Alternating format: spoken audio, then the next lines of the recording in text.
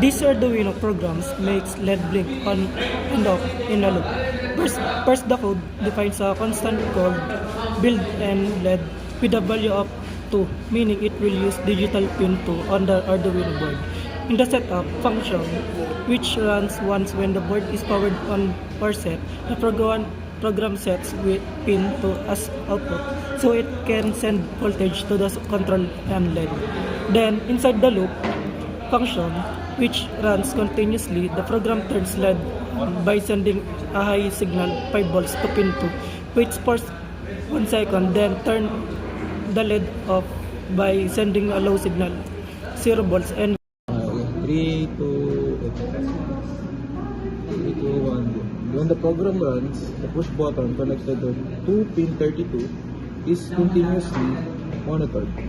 And since it uses the internal pull-up resistor, the input normally read high and switch to low, only when the button is pressed.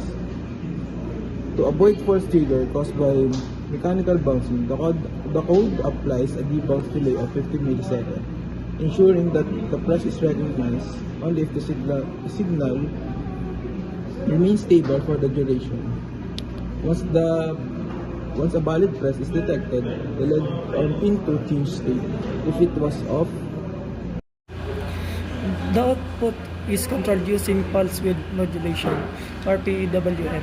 It's a technique that simulates an analog output by rapidly switching a digital signal on and off.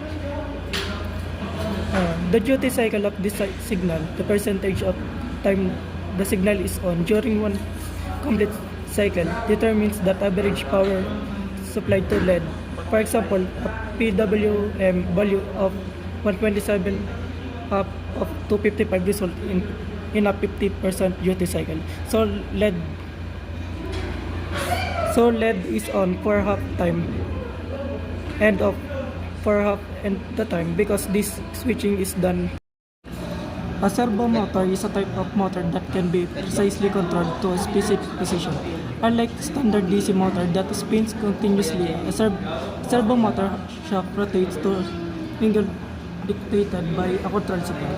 The program uses technique called pulse width modulation, but instead of controlling speed or brightness, the width of pulse sent to the servo determines its angle.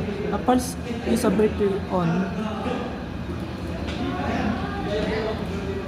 signal. For instance, short pulse might command the servo to move to 0 degree, while a longer pulse command is to 180 degree. The